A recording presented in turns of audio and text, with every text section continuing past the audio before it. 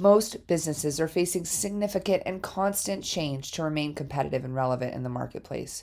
These changes are manifested in digital transformation of technology, mergers, acquisition, people, and business disruption. Business leaders are becoming overwhelmingly appreciative of the importance of organizational change management, or OCM, and their people to drive results and success.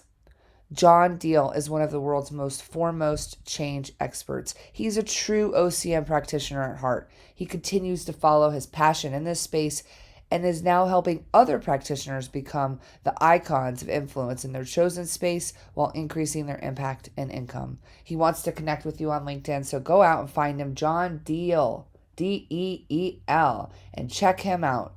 And thank you so much, John, for supporting this episode. Hello, Tech Divas. Welcome to this podcast or vodcast of Tech Diva Success, where we're sharing success secrets from all kinds of walks of life to help make you 1% better. And we are on today with the real deal. John Deel is known as one of the world's foremost change experts. Change is constant. We know that in technology, and it's actually built in his DNA. He did one of those at-home tests and change, 100% change agent. So he's a true organizational change management practitioner, and he really loves working with business leaders and employees who are facing these significant always-on challenges that tech has, but still having the need to remain competitive, to be agile, to be relevant, to be innovative, be viable. So he loves bringing that to all different leaders, having conversations around that enterprise-wide with change programs that he has led around the globe. So business leaders are really appreciative of everything that he brings because it's around results, success, and helping provide a system for that change. And he believes that people have the power to change. And I think that goes for both organizations and leadership and change management, but also for our own success, changing in our own success. So he's consumed at making change less exhausting for everyone, just like we're consumed of making it less exhausting for the tech divas out there. So we're going to have some fun today along the way. And he is going to talk to us about a few amazing things. So you are in for a treat. He's going to talk to us a little bit about just your overall value and technology, perhaps how technology opens the doors for many other careers that are adjacent, as he shares a little of his journey, and maybe even talk about some success tips when dealing with IT and business, a space that I actually have a very large passion for myself. So thanks for joining the show, John. I'm excited. I'm really excited to be here, and I hope I'll be able to give back to everyone that gets a chance to listen to what we have to talk about. Well, hey, I'm here for it. They're here for it. They're out there. They're ready to get better. And change is something, again, like we said, it's in the organization and it's in you. I kind of gave the 411 of who you are, but anything that the listeners may want to know about you? I really think I have some things that are relevant for this group, and I'm going to get real, and I'm going to get passionate. And these stories, hopefully will encourage others to think about, my journey and how that can impact your journey. And so if Nicole asks the right questions, we'll get it out. If not, I'll just be a politician and not answer her question and just talk about a little bit what I want to talk about to help. All right, John. Well, where do you want to start? Because, we did talk a little bit about your net value and technology. So here's the thing, and again, based upon, my limited knowledge of the audience, but, I do know who would be listening up to this. But if people understand, I've had a really blessed career, and the first 20 years of my career was in IT. And, when you go to like a university, like I went to Virginia Tech and got a comp sci degree, well, I'm going to go do IT. And that's exactly what I did. And I started at the lowest level in IT as a programmer, analyst, went all the way up to holding the CIO position, which I still think today is probably the highest level position in IT. And I held that corner office position for about a year. So that was my first 20-year journey. I got into that corner office, no offense to everybody on the phone that's techie. I'm just saying, here's the thing. I got in that corner office, and for me, at that point in time, now you got to remember, that was 20 years ago, because the second half of my career has been in change management. And I'll talk about that pivot. But I just didn't like that corner office at that time. I think that corner office as a CIO has gotten better because IT is valued more and valued differently than it was 20 years ago. But for me at that point in time, I needed to make a change myself in my career. So I said, what can I go do? Not throw away all the money I've spent on my education, all the good work that I did at IBM and Accenture, and all the good levels. So I took my career and said, I think I would be a change management person. And that's what they were calling it back then, organizational change, whatever. I said, I think I'll be one of those. But I'm like, and then I'll leverage, because my prediction was, and I think everybody that's listening from a tech diva perspective or technology perspective, technology is not going anywhere, right? So I was like, what can I do for the next 20 years that can leverage all the technology work that I've done for 20 years and then take that and leverage it for the next 20?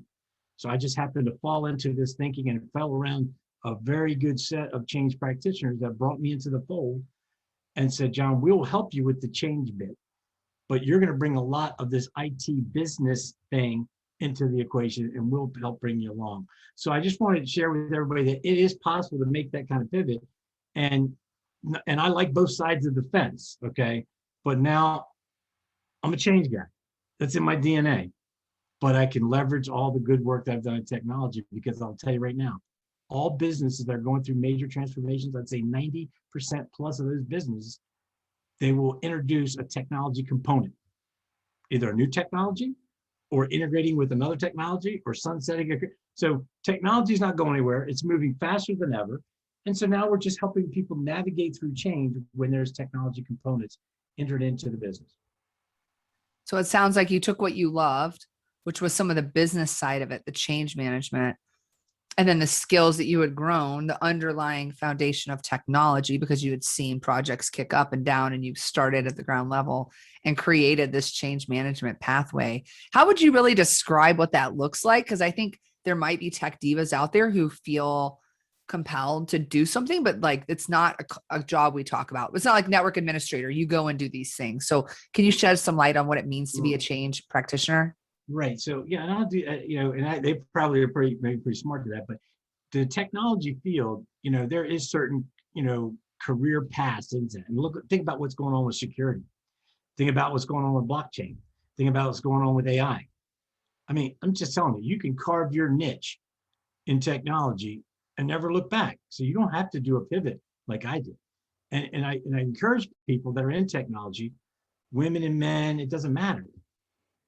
Soak that for everything you can, because it's not going away and it's not a bad place to be. And there's different avenues, even more so when I was in it, that you can shoot off to. Because I know a couple of people right now that they're knee deep in blockchain, AI, and security, creating security fields. Think about it, right? So here's the thing, what you'll realize if you want to become a change practitioner, sorry to say, I didn't learn any of this change practitioner kind of skill set in university. Now here of late, they've introduced some degrees kind of things in organizational change, organizational design, development, etc.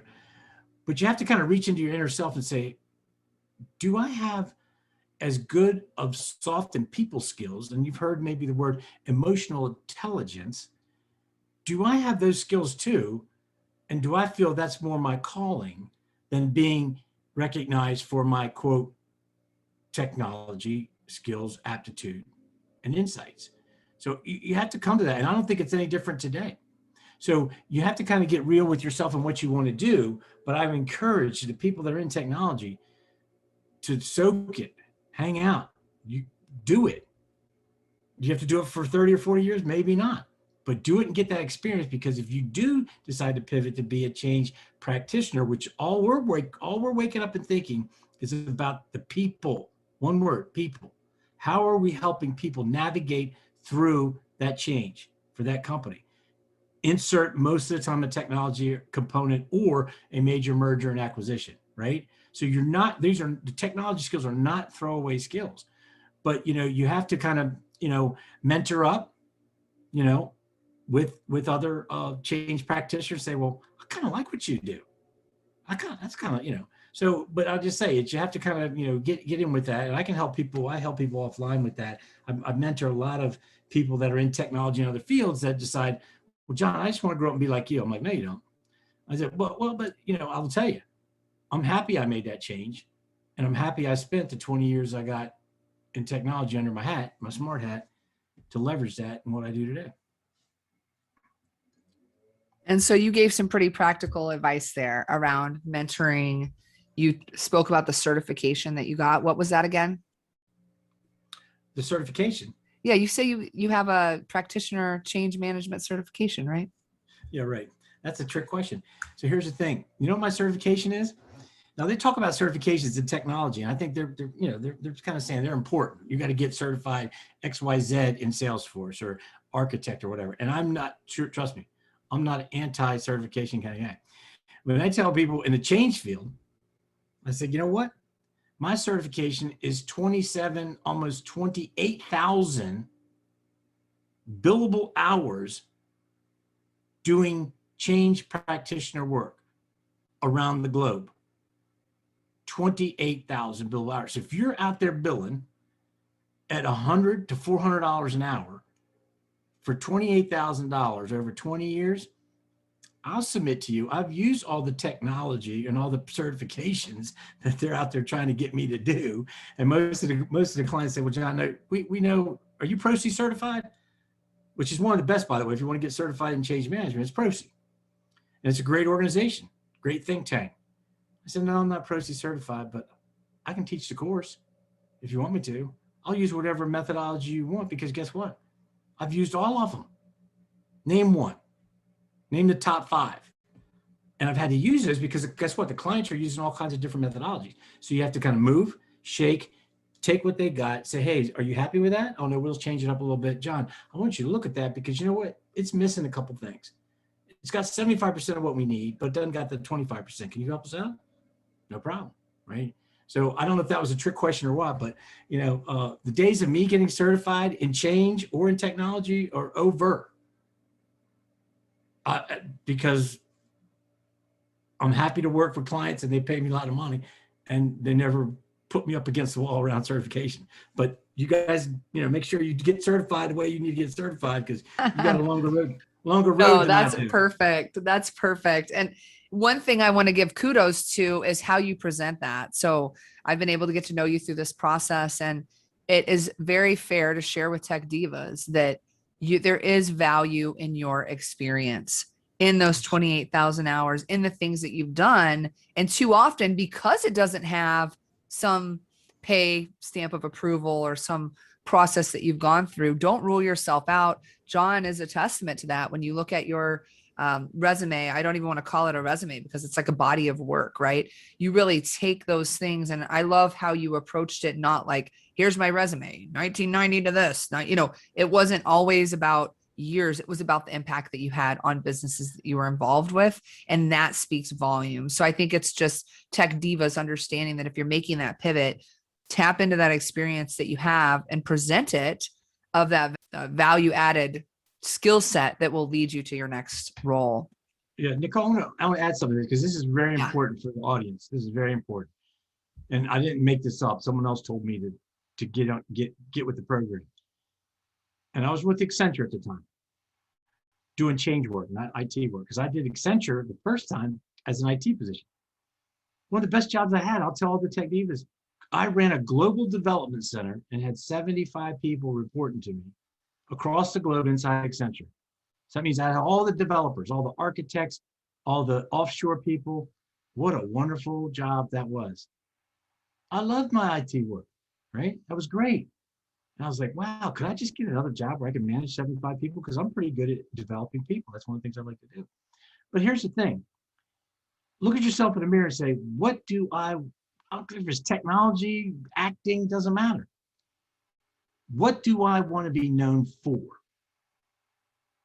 What do I want to be known for? So in technology, you're going to say, I want to be known for blockchain, because I think that's going to impact how our central banking system is going to transform over the next 5 years.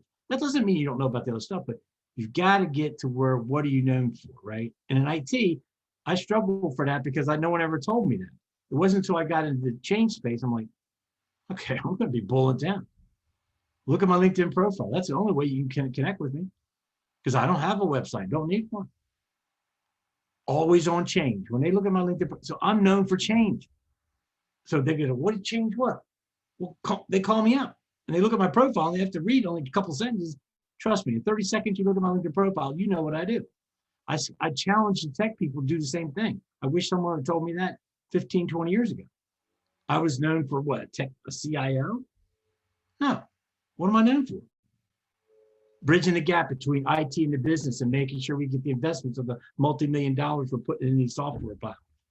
That's a little bit better than, oh, great position in the corner office, right? So I'm telling you something that took me longer to figure out than, so what do you want to be known for in IT? And if you are going to be known for something, I guarantee it. You can call me back later. If you're known for that in IT and you ever make a want to switch into the field that I'm in, I can help you navigate that. And there is a future in that. If you want to connect to your emotional IQ and not your technical IQ and do a pivot to another area. And that's just one. I'm sure you can pivot to many others. I'm just a living example of pivoting from IT into something totally different, where my brother started making fun of me because he was an engineer. He said, "What the heck are you doing?" I said, "Okay, well, I'm doing what I want to do for once." Well, I think we've all seen it too, and it speaks to your leadership. I mean, they are connected. When there's technology projects, the biggest problem is what? The people to get it done, right? Like the culture of accepting a new way to do things. It's kind of like human nature. And you know what, Nicole, what fascinates me with the job that I do today is when I'm on the ground, they know I'm the change guy. They don't really know too much that I was an IT guy, but they kind of find that out over time, because one of the things that a change person has to do, the biggest thing I have to learn is people do business with, is for IT, anybody, for people they know, like, and trust. So they start to know me, what I've done, they start to like me, and they start to trust me. You know what the biggest gas I get out is when the IT people start asking me to show up at their meeting. You know why? Because I spent 20 years in IT. So they say, "Well, you want to come to my Scrum?" I don't go, "What's Scrum?" "Oh, I want you to meet my architects." No, because they know that I'm partnering with them to make this transformation successful. We can't do it without each other, but they're like wanting me there because they know I'm going to understand what they're talking about. So you can take that all the way to the bank. You can take your IT skill set all the way to the bank, keep it there, stay there, or launch into another space. I'm just living example of that one space you can launch into. And what a great example that is. What are you known for, Tech Divas? What is it? Great question. And then it's always a great reminder to hear the people side of it. People like to do business with people they know, like, and trust.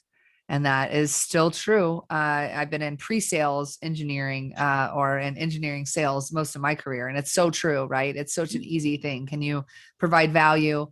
Are you someone that they know, like, and trust? And it's a really easy way to, build relationships and make a difference for customers. All right. So we've talked a little bit about adjacencies. Do you want to give us some success secrets to help blend IT and business to kind of bring it home? Yeah, I pulled out a little thing right before this. I wanted to pull it out and look at it, see if it was still. People remember David Letterman. Yes. Well, he was a great guy doing, what is it, the night show, and now they've been replaced by all these other people. But back when I did this, he was the main guy, and he was awesome. I still like him today. But he would do that top 10. Yes. I love the top 10. I'm a fan. So you're going to give us a Letterman style top 10? I'll give you top 10 and this applies technology wise for sure, and in organizational change management wise, but listen to it. And I did this presentation for a bunch of people when I was teaching the new entry IT people that were coming into St. Charles for Accenture. And they wanted someone like me to come in because I had done the technology thing, but I'm now in the OCM space, and they wanted to kind of mix it up because all these newbies from the colleges were coming in and getting heavy doses of technology training, right? And so I kind of mixed it up, and it was like, wow, they're like, who is this guy? But it was kind of fun. So it was pictures. So I'm just going to show you one, and then I'll just read them off real quick for the sake of time. There was a picture, and if you look at this one, it said, let me see if I could get it right. Number 10. You see it? Do it with them, not to them or for them. So what happens is sometimes you kind of, if you work with people, and you do it with them because you have experience to do whatever you're going to do with them, bring them into that scrum meeting, help them create stories, whatever it is, and you're doing it with them instead of saying, oh, I'm going to teach you how to do this and then just go do it. You see, there's a big difference when doing it with them than not to them or for them, right? Number 9, have fun with them. Now this is, think about the IT people working with the, have fun with them and eat where they eat. Now you go, oh my God, how can I do that now? Well, COVID put a little squinge on us, but that 28,000 hours I've spent around the globe is in their space, not in this little space we're in now. So we're going to navigate through that, and maybe you'll get back to normal. But I'm just, when you're doing change work, I'm telling you right now, you have to kind of do it almost in the airspace that they breathe. We're learning that we can do it maybe outside that, but when you're building relationships, you only can do so much with Zoom, okay? So have fun and eat where they eat. Well, then have a virtual happy hour. Have a grill, have a picture of the grill and your burger, eating burgers or whatever, right? Have them, number 8, have them own the ROI, which is return on investment. You can insert whatever fun. Help them present it and defend it. So no one person or entity should own. It should be an ROI or investment discussion that you work with them and you co-present it and you co-defend it. Number 7, present. All the tech people love this one or won't. Present and offer improvements and results, not software and hardware. They don't care. Salesforce. Yeah, you have to call it something. No, we're going to present to you an environment by which you're going to be able to take care of your customers better. But guess what? You're going to have to kind of learn how to use it. And we're going to help you because if you don't, your bonuses are tied to that. So I think you want to make that 40% of your bonuses. So you might want to get on the Salesforce train with us and we'll help you. Don't worry. Because we got John in the house from a people perspective. And don't worry about Salesforce. That's the #1 sales platform CRM in the world. All right. Coach, teach the process, whatever you're doing, IT or whatever, demonstrate structure, organization, commitment, and confidence. You guys can do that. You gals can do that, right? Whatever you do, whatever meeting, whatever. Communicate is number 5. Pre-present. You might ever, I don't know if you've heard that term. Pre-present. Don't ever surprise. Take that presentation or take whatever you're going to discuss and show it to somebody, then show it to another person. So when they all get in the room, they're going, oh, wow, no surprises. We already saw this anyhow. We've already bought into this. Oh, man. Stay 100% focused on the business challenge. Look at the picture for that. Kind of spooky. Yeah, for those of you out there who are listening, it's a huge eyeball. Yeah. And then we're getting to the end. Number 3, stay on the ground with them, not in the back office. Even when I was in IT 20 years ago, I started trying to get the heck out of the cube. Get out of the basement. I know they threw us down the basement and fed us Dr. Pepper and Doritos and said, don't come out of there. I'm like, what kind of life is that? No, I'm starting to march out of that cube. I want to be on the ground, not in the back office. Get a picture badge is number 2. So if you're a consultant, independent or whatever, or get a picture badge, because when I was at Walmart and I got a picture badge, I had access to over 49 distribution centers in the United States of America, where Walmart's crown jewel, the reason why they are the way they are is because of their distribution network. And I didn't even work for them. That was my client. I mean, it took me 4 months to get a picture badge because I had the access and I could get to where I needed to get. And number 1, you got this girl, really pretty girl with blue eyes going like this, like, psh. Client engagement is a secret weapon. Like we said before, people do business with people they know, like, and trust. So there was my top 10. I would say is probably just as relevant today as it was maybe 5 years ago when I presented that the last time at St. Charles for all the Accenture students coming in. So there's some things that people can reach back to me on if they'd like to, but I would say the Tech Divas are in a great place. And what a great top 10 list. It's a top 10 of being successful in technology and in business and in life, because all of those apply for friends, and your kids. You don't want to do it for them, do Yeah. it with them. So as a mom of two, I'm constantly reminding them, or even in sales, right? Are you hunting for them? Are you doing more of a mentored approach to it? So those were wonderful. You dropped the change management knowledge that we know that you're built for. So thank you. I know people may want to get a hold of you. Maybe they have a project and they're looking for John Deel, change agent. What's the best way? It sounds like LinkedIn, right? Yeah, so here's the thing, just another passing, and everybody in technology probably knows this. Your digital identity in the world today, your professional digital identity in the world today is defined by what is still, I believe, the number one platform for that, which is LinkedIn. That's why I've never had a website. And I've been business by myself with my own company for the last 5 years without a website. People say, how can you do that? Because my digital identity since 2008 has been matured and defined in that space. So I encourage everybody to leverage LinkedIn, right? And so I say, if you can spell my name, and a lot of times Nicole and the other people that have me on their shows, they say it's John, John, and space Deel, John Deel. So all you gotta do is go to LinkedIn. You type in John Deel, there's only one of them. And you're gonna see me. And you're gonna want to hopefully connect with me. And guess what? I will accept your invite.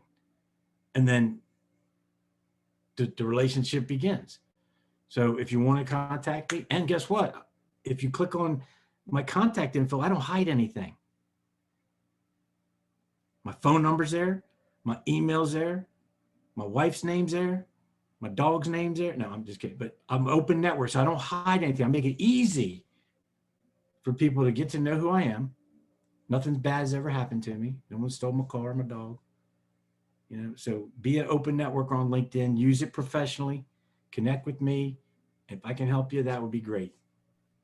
All right, John. Well, we're at the end of the show, but I always like to ask if there's any last word of wisdom that you have for our tech divas, a book, a quote, a reading, anything that you recommend before we head out. So just remember the thing that I guess Covey came up with, and I don't know, but people, the saying, people do business with they know, like, and trust. And along that there's two books out there. One's called The Speed of Trust, and the other book is called The Trusted Advisor. So it wasn't until later on in my career, and I wish I learned this a lot earlier, but later on in career that was kind of some of the secret sauce. And it would have been even the secret sauce when I was in IT.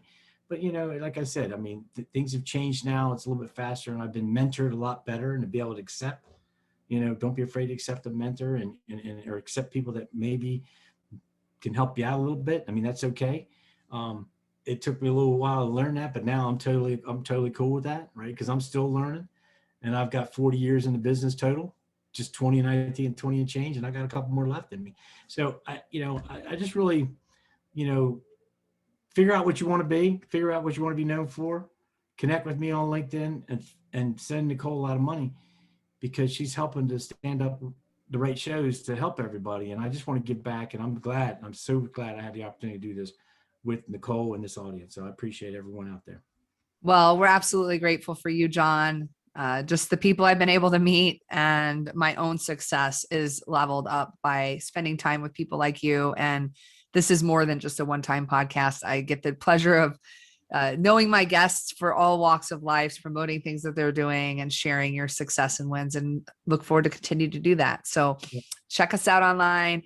This is a vodcast. If you're listening to the audio podcast, you can see John's smiling face and my own on our YouTube channel. We'd appreciate any likes, follows, subscribes on those, and just appreciate all of you tech divas out there and our wonderful guests like John, who are sharing their wisdom and knowledge to help make us better. So thank you so much.